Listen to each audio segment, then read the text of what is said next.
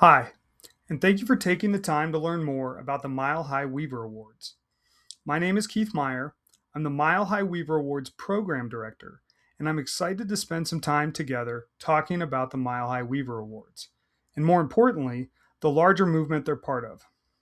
Whether you're serving on the Advisory Council, supporting the awards in another capacity, or simply here to learn about Weave for the first time, today's goal is to level set and give you a shared understanding of why these awards exist and what makes them different from traditional community grants.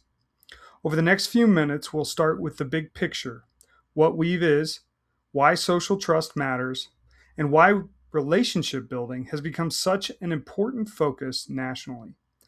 Then we'll connect those ideas to the Mile High Weaver Awards and the role each of us plays in helping identify and support people who are quietly strengthening neighborhoods across Denver. By the end, I hope you'll not only understand the process, but also begin seeing examples of weaving happening all around you. So let's begin with a simple idea that sits at the heart of everything Weave does. We'll start with a short quote from Anne DePrince, Vice Provost for Strategy and Public Good at the University of Denver, from our Mile High Weaver Awards Garden Party launch event this past June. This quote beautifully sums up the basic idea behind Weave, the Social Fabric Project: building connections. But what is weaving, and how did Weave come about? Weave, the Social Fabric Project, was launched in 2018 through a partnership between David Brooks and the Aspen Institute. The idea grew out of a recognition that America faces more than political division or economic challenges. Many communities are experiencing something deeper: a loss of connection between neighbors. At the same time, the founders noticed something hopeful. Across the country, there were thousands of ordinary people quietly rebuilding relationships in their neighborhoods. They weren't necessarily elected officials or nonprofit CEOs. Often, they were simply neighbors who knew how to bring people together. We began asking an important question: what if these people, the people creating belonging, one relationship at a time, are actually some of the most important community leaders? Those people became known as weavers. Instead of focusing only on programs or institutions, Weave focuses on supporting these everyday relationship builders. So, what exactly is Weave trying to accomplish? Weave's mission can actually be summarized pretty simply. Its goal is to rebuild social trust across the country.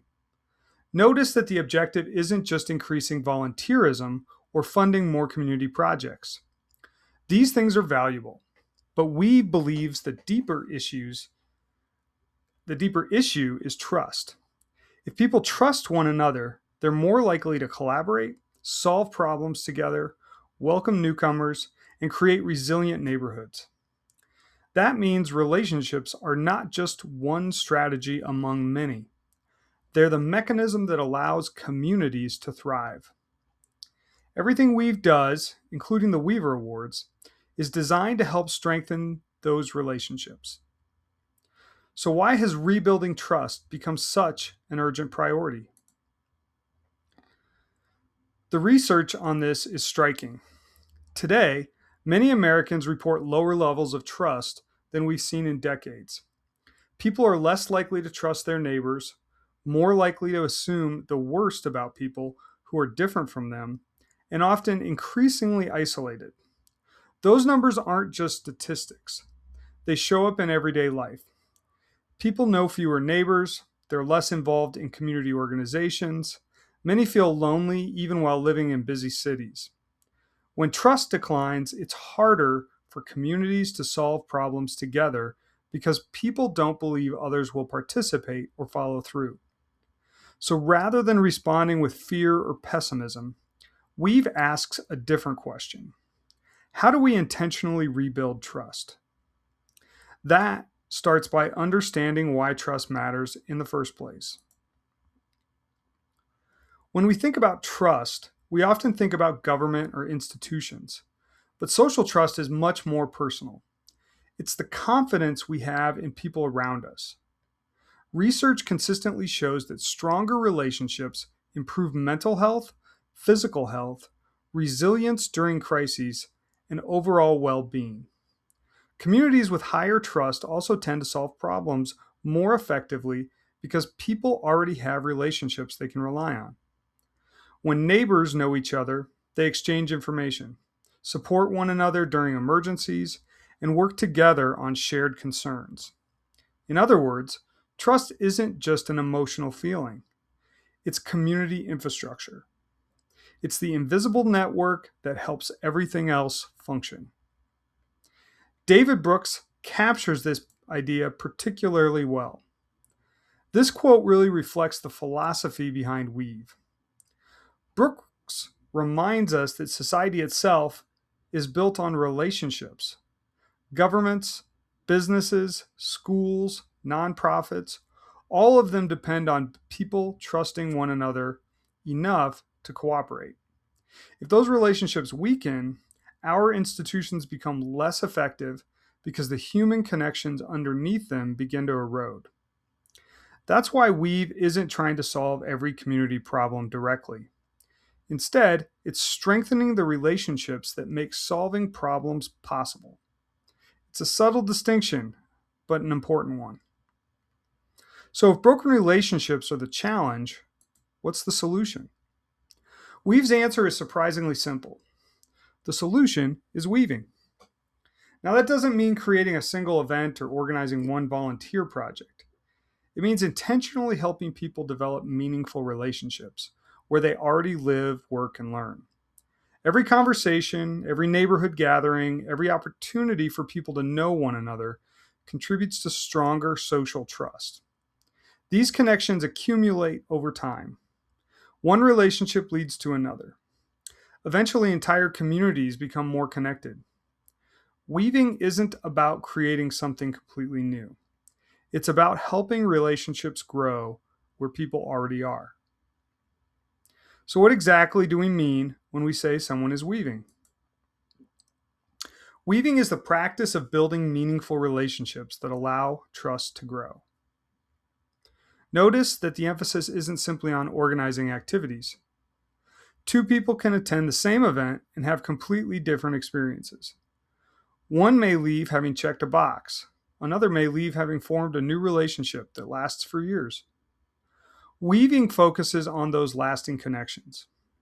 It's about creating environments where people genuinely know one another, care about one another, and continue showing up over time. That distinction becomes especially important when we're evaluating Weaver Award nominations. So, what does weaving actually invite people to do? First, people discover what they have in common. Second, they work together towards something meaningful. And third, this is often the hardest part, they begin to see how their differences actually strengthen the community. That's important because weaving isn't about creating groups where everyone is alike. It's about helping people develop relationships across differences. The goal isn't agreement on everything. The goal is belonging. This perspective becomes incredibly helpful when looking at Weaver Award projects because it shifts our attention away from simply asking, is this a good community project? Instead, we ask, does this project help people build lasting relationships that strengthen trust? That's the lens we'll continue using throughout the rest of this presentation. Now that we've defined weaving, let's look at the characteristics that every genuine weaving effort shares. Weave has identified 4 qualities that consistently show up regardless of whether someone is organizing a neighborhood cleanup, hosting a community dinner, or leading a local mentoring effort. First, weaving is welcoming. People are invited as they are, not because of their title, background, or experience. Second, it's continuous. Relationships aren't built in one afternoon. Weaving creates opportunities for people to keep showing up and deepen those connections over time. Third, it's local. The work happens where people actually live, work, or learn. Strong communities aren't built from a distance. They're built block by block and neighborhood by neighborhood. Finally, weaving is mutual. Everyone has something to contribute, and everyone has something to gain. It's not simply one group serving another, it's people building relationships together. These four qualities become incredibly important later when we evaluate Weaver Award nominations. So, if those are the qualities of weaving, what's the larger goal behind all of this? Weave's mission isn't to directly solve every community challenge across the country. Instead, it's focused on something much more scalable. Its goal is to inspire and empower the people who are already doing this work. Think about it this way. Every city has neighbors who naturally connect people. They introduce newcomers, organize block gatherings, check in on isolated residents, or help different groups work together.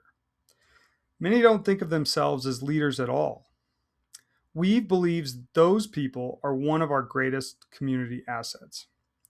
Rather than creating entirely new programs everywhere, Weave invests in these existing relationship builders and gives them tools, encouragement, resources, and recognition so they can do even more. So, who exactly are these people that Weave calls weavers? One of the things I love about this definition is that it focuses much more on behaviors than on titles. A weaver could be a teacher, a barber, a retiree, a neighborhood organizer, a business owner, or simply someone who always notices when another neighbor needs support. What they have in common is how they show up. They recognize everyone's dignity. They build relationships across differences. They make commitments and keep them. They invest time in people rather than transactions. Most importantly, they create space where people genuinely feel they belong. As you listen to nominations later this year, you'll probably notice that the strongest candidates rarely describe themselves as community heroes. Instead, other people talk about the impact they've had because they consistently show up. But why does Weave believe that supporting people like this actually changes communities? You'll hear the phrase theory of change several times throughout this presentation. Don't let that terminology make it sound more complicated than it really is. A theory of change is simply a roadmap. It explains how today's actions eventually lead to tomorrow's outcomes. For Weave, the logic is straightforward. Support weavers. Weavers strengthen relationships. Relationships increase trust. Trust helps communities solve problems together. Over time, those healthier communities influence our broader culture. The rest of today's presentation essentially walks us through that chain one step at a time. So let's unpack each part of that roadmap. This slide shows the different ways Weave supports that process. First, Weave identifies people who are already weaving in their communities. Then it helps amplify their stories because many of these individuals and organizations are doing remarkable work that few people know about. It connects them with resources, training, funding, and one another so they don't have to work in isolation. And finally, it demonstrates the impact of weaving so that more communities recognize relationship building as an effective approach. What's interesting is that none of these activities are ends in themselves. Every one of them exists to help more people become weavers and strengthen local relationships. That creates what Weave calls a virtuous cycle. This may be one of the most important slides in the entire presentation. Notice that the process isn't linear. It becomes self-reinforcing. When Weave supports weavers, those weavers create stronger relationships. Those stronger relationships increase trust. As trust grows, people become more willing to participate, volunteer, and connect with one another. And because people experience that sense of belonging, even more people begin weaving. In other words, success creates more success. The community starts generating its own momentum. That's why relatively small investments in relationship building can eventually have much larger impacts than we might expect. David Brooks describes this idea beautifully in this quote. He reminds us that relationships themselves don't scale overnight. Every friendship, every partnership, every act of trust happens one relationship at a time. But what does scale are the expectations people develop. When kindness becomes common, when neighbors regularly help one another, when collaboration becomes normal, people begin to expect those behaviors from others. That's where real cultural change begins. Communities don't become healthier because everyone attends one event. They become healthier because caring behaviors gradually become the norm. So let's take a closer look at what we mean by community norms. Norms are simply the unwritten rules about what's considered normal. Most of us follow dozens of social norms every day without thinking about them. If everyone in a neighborhood waves hello, newcomers usually start waving too. If neighbors regularly help shovel each other's sidewalks, that behavior quickly becomes expected. The same thing happens with trust. When people repeatedly experience welcoming, mutual relationships, trusting others starts to feel normal rather than risky. And that's exactly what Weave is trying to cultivate. It's not just changing individual behaviors, it's gradually changing what entire communities expect from one another. So, what happens when those changing norms begin spreading from one community to another? This slide zooms all the way out. The vision isn't simply healthier neighborhoods in isolation. The vision is that if enough communities strengthen trust through weaving, those local changes begin influencing our broader culture. Instead of hearing constant stories about division and isolation, we begin seeing examples of collaboration, belonging, and shared responsibility. Now, that doesn't happen overnight. It happens because thousands of local communities slowly create a different story about what's possible. And that's why the Mile High Weaver Awards matter. They're not just recognizing good work, they're helping identify and encourage the organizations and people who are creating exactly this kind of change here in Denver. That brings us to the next section, where we'll connect this national vision to the community host model and explain why Denver was selected to be part of this movement. We've quickly realized something important. A national organization can't build relationships in every neighborhood across America. Relationships have to be local. That's why we've created the community host model. Instead of trying to manage everything from a national office, Weave partners with trusted local organizations that already understand their communities. Those organizations become community hosts, helping identify local weavers, share resources, build connections, and support the movement on the ground. It's a model that respects local leadership while still connecting communities to a larger national network. Denver is one of those communities. So let's take a closer look at how that partnership works. This slide zooms in on the community host model specifically. The idea is straightforward. Weave equips community hosts with tools, training, resources, and support. Community hosts then introduce those resources to local weavers and help create opportunities for weaving to grow. As more people and organizations become engaged, community hosts are able to identify emerging leaders, encourage collaboration, and strengthen the local network of relationship builders. Eventually, that local work feeds right back into the larger theory of change we just discussed. In other words, community hosts are the bridge between the national movement and neighborhood level action. The next slide shows how those two theories of change fit together. Denver's Community Host Partnership brings together two organizations with complementary strengths. The University of Denver serves as an anchor institution, with the ability to convene partners, provide research support, and help build long-term capacity. The Interneighborhood Cooperation, or INC, brings decades of experience working directly with Denver neighborhoods and neighborhood organizations.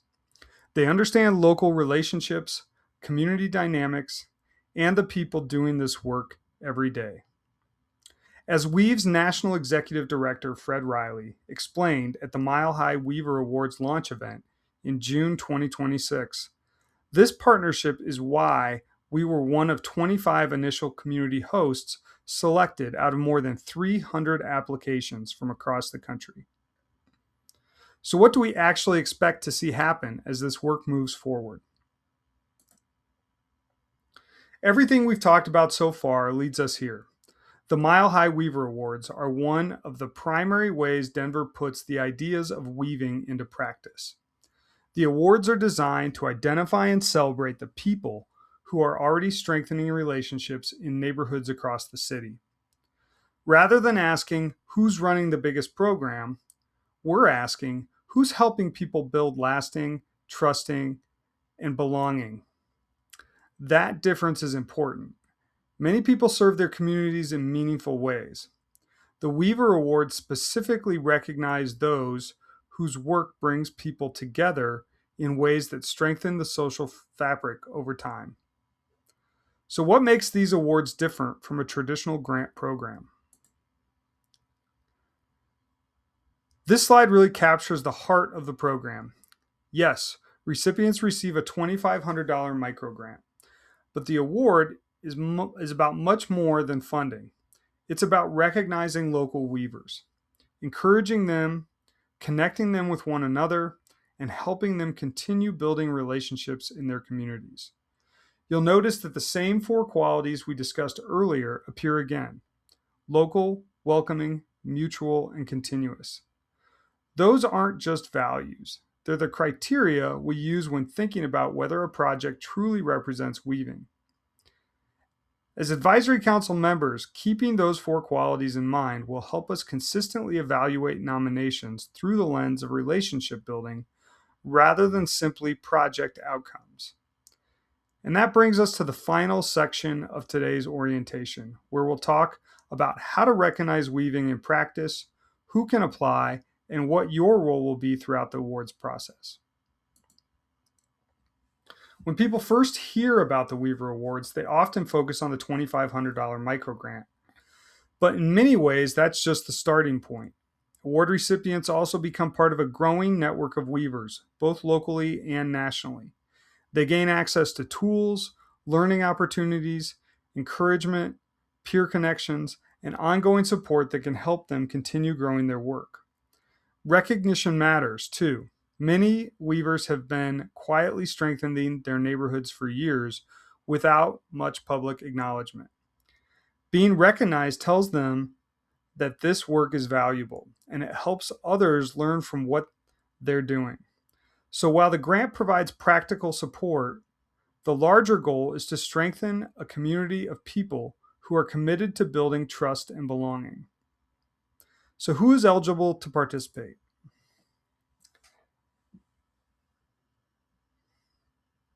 This slide answers 2 important questions. First, who can apply? The program is intentionally broad. Individuals, informal groups, and smaller community organizations are all welcome as long as they meet the eligibility requirements and are doing genuine weaving work within Denver. Second, who can nominate someone? Anyone who lives, works, or learns in Denver and has firsthand knowledge of a person's work can recommend a weaver. That emphasis on firsthand knowledge is important. We're looking for people who have actually experienced someone's impact in the community, not simply heard about it. As council members, you'll likely have opportunities to encourage nominations from your own networks. When you do encourage people to tell the story of relationships, rather than focusing only on activities or accomplishments, ask questions like, who has this person brought together? How have relationships changed because of their work? What evidence do you see that trust has grown? Those stories help us understand the true impact of weaving. Because of INC's deep commitment to neighborhood leadership and neighborhood organizations, we wanted to include a provision in the Mile High Weaver Awards that encourages applicants to think about how they're connected to the broader neighborhood ecosystem. This isn't intended to be a hurdle or a requirement that only R&O members can apply. Quite the opposite. We know that weaving happens in many different places through schools, faith communities, mutual aid groups, apartment communities, cultural organizations, and informal groups of neighbors. We want those efforts represented too. What we're encouraging is some form of meaningful connection to a neighborhood-based organization. That could mean you're an active member of your local R&O, you're partnering with a neighborhood organization on your project, you've received a letter of support, or you've worked together to promote events, reach residents, or build community connections. The reason for this is simple. Weaving is strongest when it's rooted in relationships. Neighborhood organizations often have deep local knowledge, established networks, and trusted relationships that can help projects reach more people and have a lasting impact. So think of this provision as an invitation rather than a barrier. It's an opportunity for applicants to strengthen their projects by connecting with organizations that are already investing in their neighborhoods. And for those organizations, it's also an opportunity to discover and support new weavers who are helping build trust and belonging in their communities. To learn more about the 2026 Mile High Weaver Awards or to submit a nomination, visit the application website using the URL on this slide or simply scan the QR code with your phone. There, you'll find everything you need, including eligibility requirements, nomination forms, important deadlines, and additional program information. As council members, you also play an important role in helping us identify and encourage potential nominees. Some of the most impactful community weavers don't necessarily see themselves as leaders, and they may never consider applying unless someone takes the time to recognize their contributions. That's where your networks make a difference. Whether you're connected through your neighborhood, a nonprofit, a school, or another community organization, you likely know people whose work is strengthening our communities every day. Finally, we've intentionally designed the application to be clear and accessible. Our goal is to make it easy for deserving individuals and organizations to be recognized without creating unnecessary barriers to participation. We hope you'll help us spread the word and encourage nominations from across Denver. As we move forward, you'll receive additional information about timelines, application review, and your responsibilities as advisory council members. Today's orientation is really about building a shared understanding of what weaving is and why it matters. The next phase focuses on putting that understanding into practice as we begin reviewing nominations and identifying the people whose work best reflects the values we've discussed today. Throughout that process, remember that we're not simply selecting grant recipients. We're helping identify and celebrate people who are strengthening Denver's social fabric one relationship at a time. Here's a quick overview of the immediate next steps. As a member of the Weaver Awards Advisory Council, or WAC, you'll play an important role in helping recognize and celebrate community weavers across Denver. Your first step will be to review the orientation video and presentation slides, followed by the training modules that walk you through the application process, how to access the review platform, and the judging criteria we'll use throughout the evaluation process. If you have questions along the way, you're always welcome to reach out by email or join one of our open Q&A sessions for additional support. Once the application period closes, you'll log into our online review platform, OpenWater, where you'll evaluate your assigned applications using the established judging criteria. After completing your reviews, you'll participate in the WAC Weaver Awards review and recommendations meeting, scheduled for early September, where we'll discuss the top nominees and make recommendations together. Finally, your role extends beyond the review process. We encourage you to be ambassadors for the Weaver Awards by helping promote the program and the spirit of weaving within your own neighborhoods organizations, and communities. Your outreach helps ensure we recognize the broadest possible range of community leaders and changemakers. To help you plan your participation, here are the key dates for this year's Weaver Awards process.